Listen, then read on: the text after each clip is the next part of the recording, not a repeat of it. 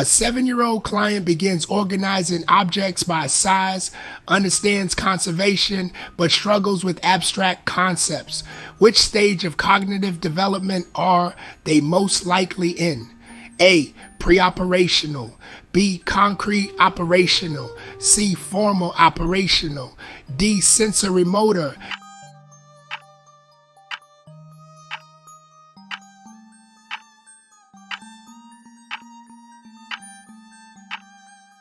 Answer B. Concrete operational. The concrete operational stage begins around age 7 and continues to about 11. This is when children begin thinking logically about things they can see, touch, and organize. They understand conservation and classification, which are signs of this stage. A is wrong because the pre-operational stage is from about age 2 to 7 and is marked by egocentrism and imaginative play, not logic. C is wrong because the formal operational stage starts around age 12 and includes abstract, hypothetical thinking, which this client has not developed. D is wrong because the sensory motor stage is from birth to age 2 and focuses on learning through touch and movement. A social worker is evaluating a 16-year-old who recently withdrew from all social activities and states, "I don't know who I am anymore." According to Erikson, what developmental task is most relevant? A. Industry versus inferiority. B. Intimacy versus isolation. C. Identity versus role confusion. D. Autonomy versus shame.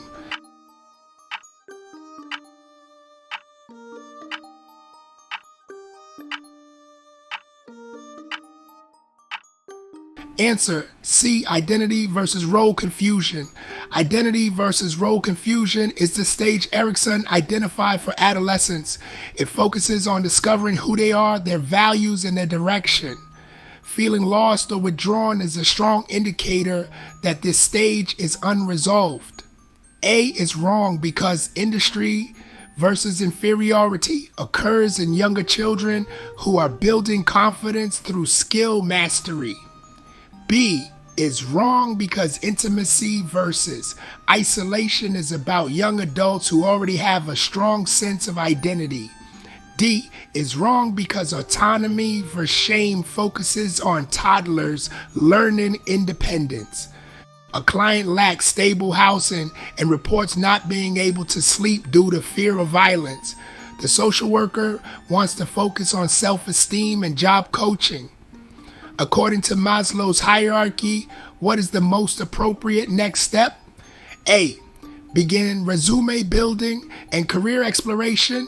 B. Refer to a self-confidence group. C. Address basic safety and shelter needs. D. Explore past trauma.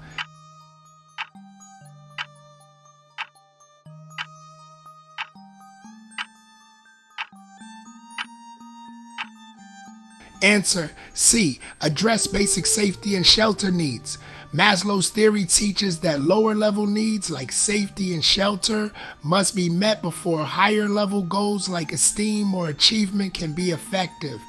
A and B are wrong because they focus on esteem and self-improvement, which require a foundation of safety.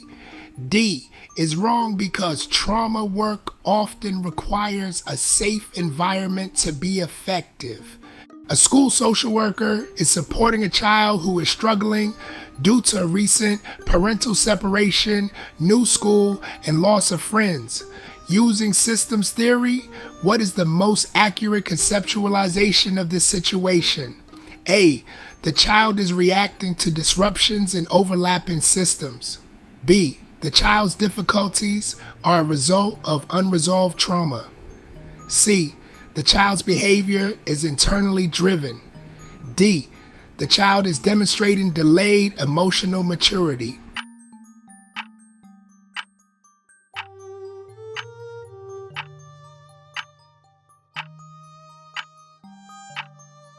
Answer A.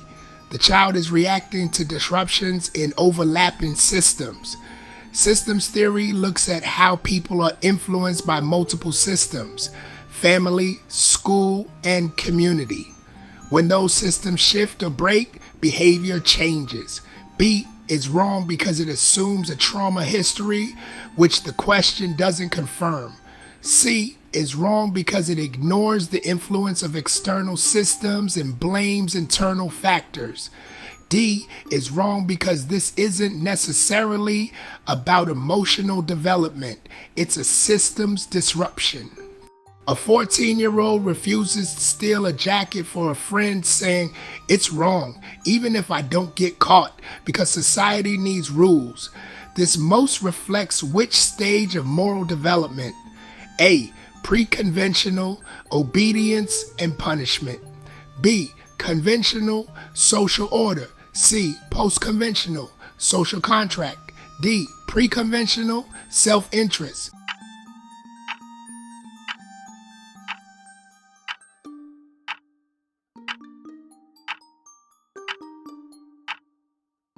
Answer B. Conventional, social order.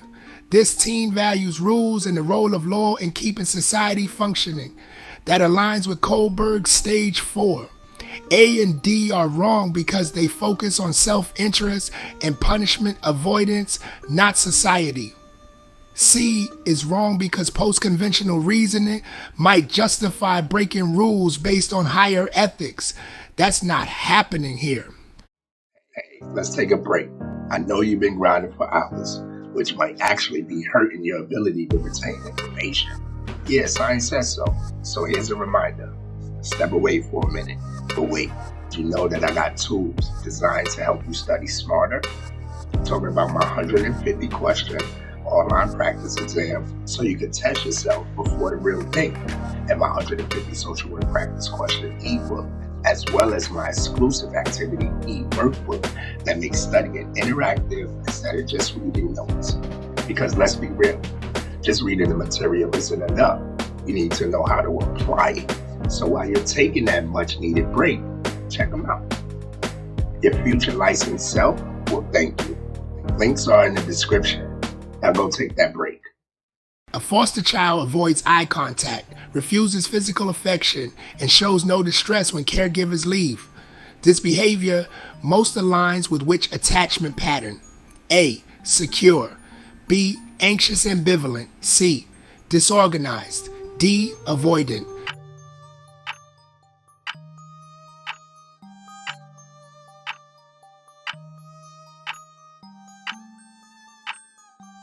Answer D. Avoidant. Avoidant attachment is marked by emotional distance and seeming indifference. It's a learned coping mechanism to avoid hurt. A is wrong because securely attached kids seek comfort and show connection. B is wrong because anxious kids are clingy and overly concerned about separation.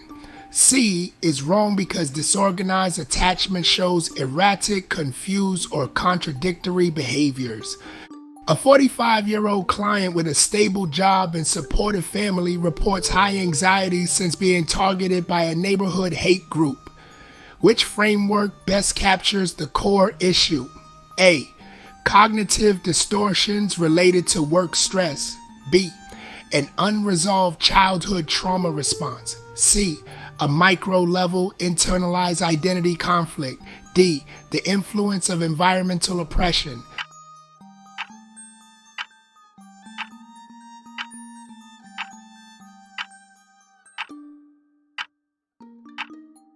Answer D. The influence of environmental oppression.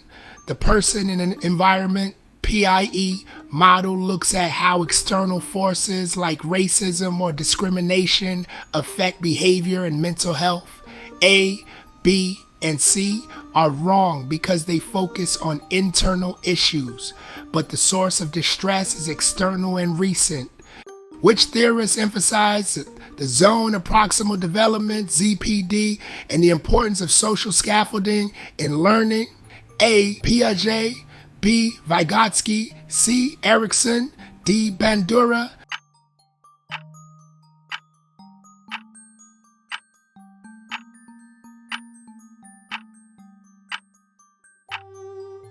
Answer B, Vygotsky.